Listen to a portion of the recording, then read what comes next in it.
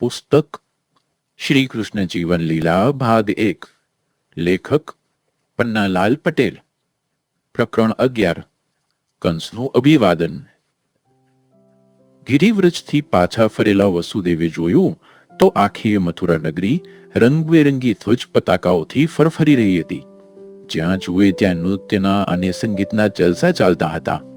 અબીલ ગુલાલના સાઠિયા ઠેર ઠેર પૂરેલા હતા. વચ્ચે વચ્ચે જયનાદ પણ સંભળાતા હતા કે યદુકુળ નંદન યુવરાજ કંસનો જય, મહારાજા ઉગ્રસેનનો જય. વસુદેવની નજરે જેમ મથુરાના રંગઢંગ બદલાઈ ગયા હતા એ રીતે નગરના કેટલાક રાજપુરુષોએ જોયું તો રાજમાર્ગ ઉપરથી પસાર થતા વસુદેવના રંગઢંગ પણ કોઈ અડેરા લાગતા હતા. વસુદેવ જ્યારે ગિરિવ્રજ જવા નીકળ્યા હતા ત્યારે તો પોતાના રથ ઉપરાંત ગણ્યા ગાંઠ્યા ઘોડે સવારો જ હતા. જ્યારે અત્યારે તો એમના આ રસલાની પાછળ રથ ઉપર રથ ચાલ્યા આવતા હતા. રથે જોડેલા અશ્વો પણ રંગે તેમજ દેખાવે દર્શન કરીએ તેવા હતા. એમાંનો એક રથ તો વળી હીરા રથને જડેલો અને વ્યાઘ્ર ચર્મથી મઢેલો હતો. બીજા રથ પણ એક એકથી ચડિયાતા હતા. આ સિવાય આભૂષણોથી લથબથ એવું હાથીઓનું એક વૃંદ તેમજ સોના રૂપાના સાજવાળા પચરંગી અશ્વોની એક ટુકડી પણ હતી. વગર કોઈના કહીએ પૂછીએ જોનારા માણસો સમજી ગયા કે આ બધી કોઈકના તરફથી કોઈકના માટે આવેલી પહેરામણી છે. વળી આ પહેરામણી લઈને આવેલો રાજપુરુષોનો સંગ તેમજ સૈનિકોની ટુકડી જોતા એ વાત પણ સહેજ સૌને સમજાઈ ગઈ કે આ બધી પહેરામણી કોઈ મોટા રાજ તરફથી આવેલી છે. વસુદેવે આગળથી એક દૂત મોકલીને મહાઅમાત્ય પ્રસેનજીતને સભાગૃહ આગળ ઉપસ્થિત રહેવાની સૂચના મોકલાવી હતી. સભાગૃહ આગળ આવીને ઉભેલો પ્રસેનજીત તો વસુદેવને અનુસરી રહેલા રથો તેમજ હાથીઓનો ઠાઠમાઠ જોઈને વિચારમાં જ પડી ગયો. વસુદેવે કહ્યું, મહાત્મા, પૃથ્વી પ્રતિ જરાસંઘ તરફથી આવેલા આપણા આ સન્માન્ય મહેમાનોને મહારાજના મણિભુવનમાં ઉતારો આપો અને એમની સેવાનું કાર્ય ધીમાન કંકના શિરે નાખો. મહાઅમાત્ય કંઈક પૂછવા જતો હતો ત્યાં તો વસુદેવે સારથીને આજ્ઞા કરી, તાત, આપણા રથને મહારાજના ભવન ઉપર જવા દે. ઉગ્રસેન તેમજ યાદવોનો સકળ સંઘ પણ એમ જ માનતો હતો કે જરાસંઘે યુદ્ધ બંધ કરવા દૂત મોકલ્યો એ વસુદેવે બચાવેલા દૂત કાર્યને જ આભારી હતું. આ હિસાબે દ્વારપાળ પાસેથી વસુદેવના આગમનની જાણ થતાં જ ઉગ્રસેન હિંડોળા પરથી કૂદી પડ્યો. દ્વાર તરફ પગ ઉપાડતા કહેવા લાગ્યો, ધન્ય હો પ્રિય બંધુ વસુદેવની નિર્મળ બુદ્ધિને, યશસ્વી નીવડેલા તમારા દૂત કાર્યને. અને જતામાં જ તે વસુદેવને ભેટી પડ્યો. રાજાનો હર્ષ જોઈને આનંદ વિભોર બનેલા વસુદેવે કહ્યું, મહારાજ, હજી તો મારે તમને બીજા પણ એક ખૂબ ખૂબ આનંદજનક સમાચાર પણ આપવાના છે. વસુદેવનો હાથ પકડી ઉગ્રસેને પ્રેમથી ઉભરાતી આંખે પ્રશ્ન કર્યો, શું વાત કરો છો? સમ્રાટ સાથેનો આ કમનસીબ વિગ્રહ સુખરૂપ સમેટાઈ ગયો એના કરતા વધારે આનંદજનક સમાચાર કોઈ હોય વસુદેવ? કાનમાં કહેતા હોય એ રીતે વસુદેવે દાબેલા સૂરમાં વધાઈ ખાધી. મહારાજ, રાજાધિરાજ જરાસંઘે પોતાની 2 યુવાન દીકરીઓનું વાગદાન આપણા કંસની સાથે કહ્યું છે. ઉગ્રસેન તો મગજ ચસકવું જ બાકી રહ્યું. મોં તેમજ આંખો ફાડતા વસુદેવનો હાથ પણ એ બેભાનપણે દબાવી રહ્યો. બોલતો હતો તે પણ ન માનતો હોય તેવા સૂરમાં. શું વાત કરો છો વસુદેવ તમે? મગધપતિ જરાસંઘની પોતાની પુત્રની વાત કરો છો? હા મહારાજ, સહદેવથી નાની, અને તે પણ વળી એક નહીં 2 દીકરીઓ. નામ પણ એમનું અસ્તિ અને પ્રાપ્તિ છે. વસુદેવ, મારા માન્યમાં નથી આવતું. કંસની આ ઉદ્ધતાઈને તો શિક્ષા હોય કે આવો અદ્ભુત પુરસ્કાર? ઓરડામાં પ્રવેશ કરતા વસુદેવે કહ્યું, આવો અંદર મહારાજ, આસન ઉપર બેસીને હું તમને આખી વાત સમજાવું. અને પછી વસુદેવે ગિરિવ્રજ પહોંચ્યા પછીની અતથી ઈથી આખી વાત ઉગ્રસેન આગળ નિવેદન કરી. અંતમાં કહ્યું, હે પ્રભુ, રાજાધિરાજ જરાસંઘ આપણા યાદવકળ ઉપર પહેલેથી જ પ્રસન્ન છે અને યુવરાજ કંસની વીરતા જોઈને સ્વાભાવિક રીતે જ એ આવો સંબંધ ગાંઠવા માટે પ્રેરાયા છે. એટલું જ નહીં, હું પણ આમાં યશનો ભાગીદાર બનું એવી એમને ખૂબ જ ઈચ્છા હતી અને એટલે જ એમણે મારી સાથે એમના પુરોહિત તેમજ અધિકારીઓને વાગદાન સમયની પહેરામણી સાથે મોકલ્યા છે. આ સાથે જ વસુદેવની નજર પોતાની છાતી ઉપર ઝૂલતા નીલમણિ, નાગમણિ અને વૈદુર્યમણિના હાર ઉપર પડી. ઉગ્રસેનને દેખાડતા તેણે કહ્યું, આ જુઓ ને, જરાસંઘે મારા ઉપર પણ પ્રસન્ન થઈ એમના પોતાના કંઠમાંથી આ હાર કાઢીને મને પહેરાવી દીધો છે. એ હર્ષ ખેલો ઉગ્રસેન વળી અહીં બોલી ઉઠ્યો, આ કેવી તું આ ચમત્કાર જેવી વાત કરે છે મહાત્મા. મને તો જાણે હજી એ સ્વપ્ન હોય એમ લાગે છે. હે વસુદેવ, આપણા કુળને ગૌરવ પ્રદાન કરનાર આ વધામણી તમે પોતે જ કંસને આપો. ચાલો, હું પણ તમારી સાથે આવું. ઉગ્રસેને આસન ઉપર ટટ્ટાર થતાં વળી કહ્યું, ગૌરવભરી રીતે હંસ સાથેના યુદ્ધનો અંત આવતા કુમારનું અમે ભારે ઉલ્લાસથી વિજય સન્માન કર્યું હતું. મથુરા નગરી તો આખી જાણે હર્ષના અતિરેકમાં ઉન્માદી બની ગઈ હતી. હા મહારાજ, નગરમાં પ્રવેશ કરતા જ મેં જોયું તો આજ દિન સુધી નગરજનો હા હા મહાત્મા, નગરજનોનો આગ્રહ છે કે 3 દિવસ સુધી કંસના આ અદ્વિતીય વિજયનો આનંદ મનાવો છે.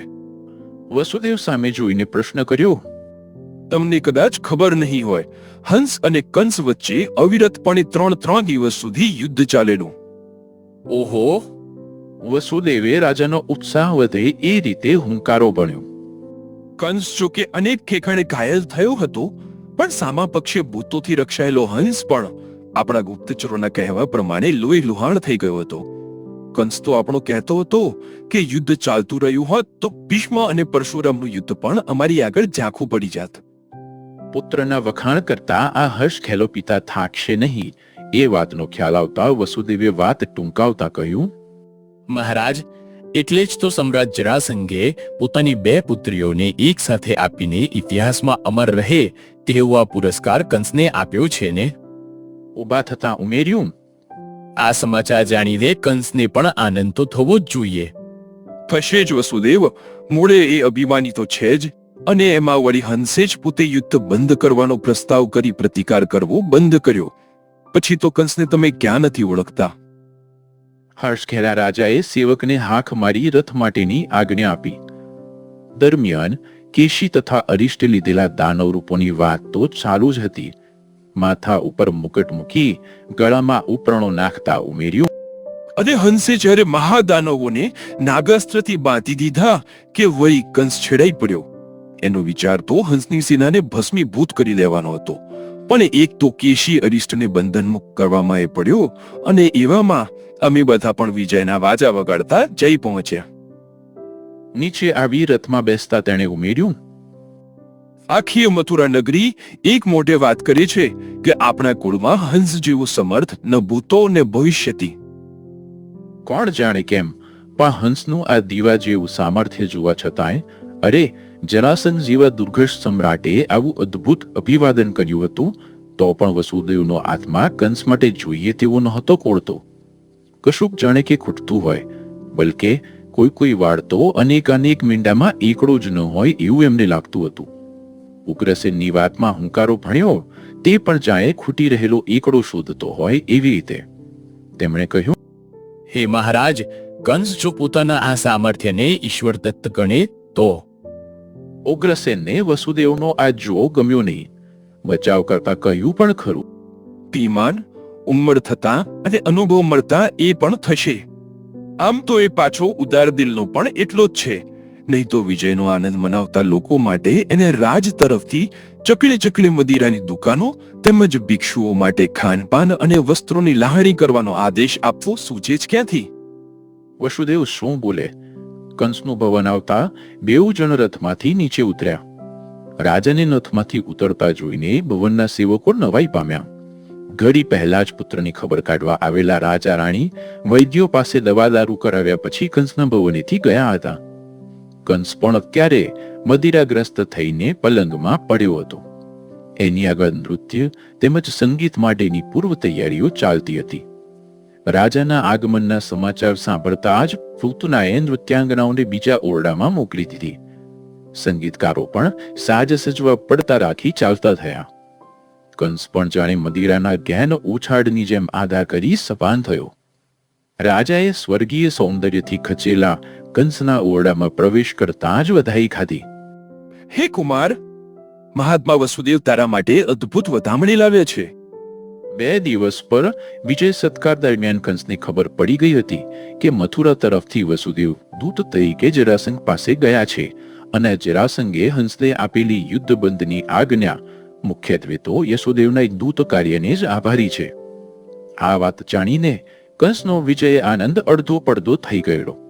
રાજાનું અને વસુદેવનું આ પગલું તેને ખાસ રૂચ્યું નહોતું. એને તો હંસ સાથે આ પાર કે પેલે પારની લડાઈ કરવી હતી. આ હિસાબે કંસે ફિક્કું એવું હાસ્ય કરી કરડાકીમાં જ કહ્યું, આનક દંદુભી બહુ તો મારા માટે જરાસંઘ પાસેથી ક્ષમાનો સંદેશો લાવ્યા હશે. બીજું શું? કંસ હવે વસુદેવના આનક દુંદુભી નામને ગૌરવને બદલે ઉપહાસની રીતે જોતો હતો. એના મનને તો આમ જ હતું કે પુષ્પવૃષ્ટિ અને નભના દુંદુભીનો અર્થ તો માત્ર આપણે જોઈએ છીએ કે બીકણ અને મોડી પ્રકૃતિનો વસુદેવ એ જ ને. તો બીજી બાજુ વસુદેવ આટલા સમયમાં કંસને ઠીક ઓળખી ગયા હતા. અત્યારનો એનો વ્યંગ તેમજ વ્યંગની પાછળ પડેલું એનું અહમ પણ એ સારી પેઠે પામી ગયા. એમના હોઠ ઉપર શબ્દો આવી ઉભા, કુમાર, બહુ અહંકાર સારો નહીં. પણ અત્યારે એ રાજાનો તેમજ પોતાનો આનંદ ઓછો કરવા ઈચ્છતા નહોતા. પ્રેમાળ એવું હાસ્ય કરતા કંસને એમણે સવાલ પણ, હે તાત, ક્ષમાને બદલે એનાથી ઉલટું જ હોય તો? એટલે કંસને વહેમ પડ્યો, મારી સાથે યુદ્ધ કરવા જરાસંઘે પોતે વસુદેવ મારફત આહવાન તો નથી મોકલ્યું ને? આંખો સૂતા પાછી તંગ થઈ ગઈ. વસુદેવે કહ્યું, કુમાર, મગધ સમ્રાટ જરાસંઘે તારા સામર્થ્યનું અભિવાદન કર્યું છે અને તે પણ આપણા કોઈના માન્યમાં ન આવે એવી રીતે. કંસના મનને તો હજી પણ આમ જ હતું કે આ લોકોનું ભલું પૂછવું. સમ્રાટ જરાક મલક્યા હોય અને એને પણ આ બધા અભિવાદનમાં ખપાવે. એણે કહ્યું, એકવાર કહો તો ખરા. ઓશિકાનો ટેકો લઈ પલંગમાં ઢળેલા કંસના બંને હાથ પકડતા વસુદેવે કહ્યું, હે મહાસમર્થ, જરાસંઘે અસ્તિ તેમજ પ્રાપ્તિ નામની પોતાની 2 યુવાન કન્યાઓનું તારી સાથે વાગદાન કર્યું છે. કંસની મદિરા એકવાર તો જાણે સાવ ઉતરી ગઈ. વસુદેવ પોતાને બનાવતા તો નથી ને એવી એને ક્ષણભર માટે શંકા આવી. હસવાનો પ્રયત્ન કરતા કહ્યું પણ ખરું, વસુદેવ, તમે મારો ઉપહાસ તો નથી કરતા ને? ઉગ્રસેન પુત્રના માથા ઉપર હાથ ફેરવતા કહેવા લાગ્યા, બેટા, વસુદેવ જેવો સુયદ કોઈ દિવસ કોઈનો ઉપવાસ કરતો હશે?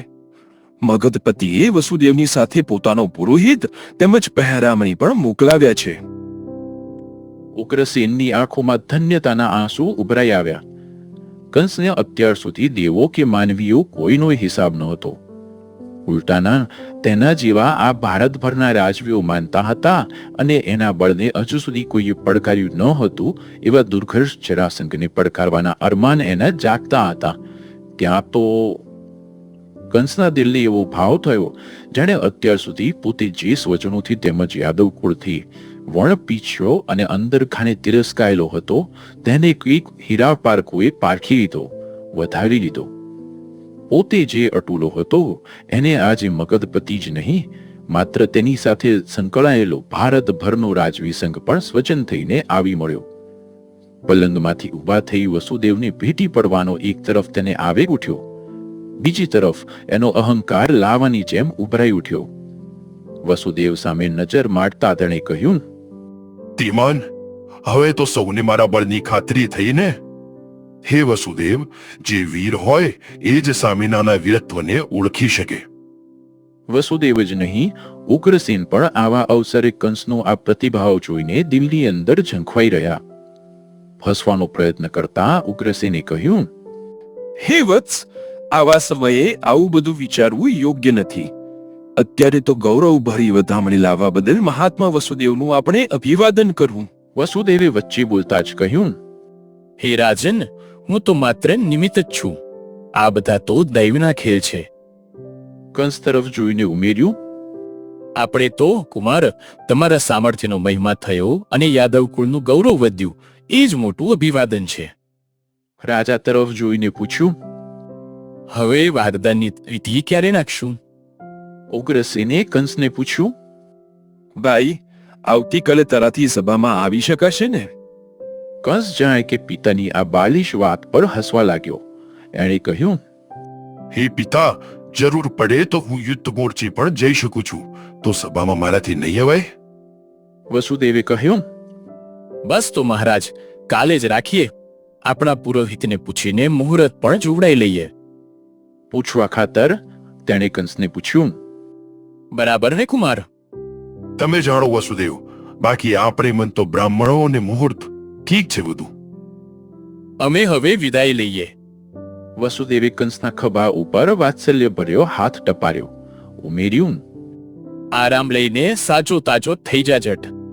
આરામ જ છે વસુદેવ. કંસે પણ કહેવા ખાતર કહ્યું. એક તરફ ઉગ્રસેન અને વસુદેવ વિદાય થયા, બીજી તરફ કંસ મહામુસીબતે પોતાના આનંદને બલકે અહંકારને દબાવતો થોડીક વાર તો મૂંગો રહ્યો. પણ ઉગ્રસેનના રથનો ખડખડાટ સાંભળ્યો નહીં કે એણે હર્ષાવેશમાં ઘાંટો પાડ્યો. પોતના પોતના જાણે બારણાની બરસાખ થઈને અંદરની પાજ ઊભી હતી. ધસી આવી કહેતી હતી, કુમાર, અભિનંદન અભિનંદન. કંસના બંને હાથ થામીને જાણે આખીને આખી એ વળગી પડી. કંસે કહ્યું, હે શોભના, એકવાર મને મદિરા આપ. પછી તું અહીં નૃત્ય સંગીતનું આયોજન કરી સમડીનું રૂપ લઈને ઉપડી જા ગિરિવ્રજ. ત્યાં જઈને જરાસંઘની આ બે પુત્રીઓ અસ્તિ અને પ્રાપ્તિ એ બંનેને જોઈ આવ. કોઈ ખોડખાપણવાળી પુત્રીઓ તો આ સમ્રાટે નથી વળગાડી ને? કુમાર, એમ હશે તો પણ મહાસમ્રાટ જરાસંઘની પુત્રીઓ કહીએ ઓછી મોટી જવાની છે. જે રીતે તમારી એ રાણીઓ થશે એ રીતે તમે મહાસમ્રાટ જરાસંઘના જમાઈ તો બનશો જ ને. લચ્ચું એવું હાસ્ય કરતા પૂતનાએ ઉમેર્યું, સુંદર સુંદર રાણીઓની ખોટે તમને ક્યાં પડવાની છે? ભલે ભલે થવા દે તો નૃત્ય હવે. બીજી જ ઘડીએ મૃદંગ પર થાપ પડી સારંગીઓ પર ગજ ફર્યા. કું કું કું. રૂમઝુમ સ્ત્રી સૌંદર્ય બેઉ બાજુના બારણામાંથી પ્રવેશ્યું અને ઓરડામાં જાણે પછાઈ વળ્યું. અંગ અંગથી લડી જતું, ધરતી ઉપર ઢળી જતું. પાણીથી પતળું થઈને ઓરડામાં એ રેલાઈ રહ્યું. છોડ ઉપર છોડ ઉડાડતું જાણે જોત જોતામાં રમણી ચડ્યું અને મદિરા પીધેલ કંસનો કામુક પ્રતિભાવ જોઈને અંગ અંગથી ઉભરાઈ રહ્યું. રમણીયનું રૂપ ધરીને નૃત્ય જાણે કે ઉભરાઈ ચડ્યું.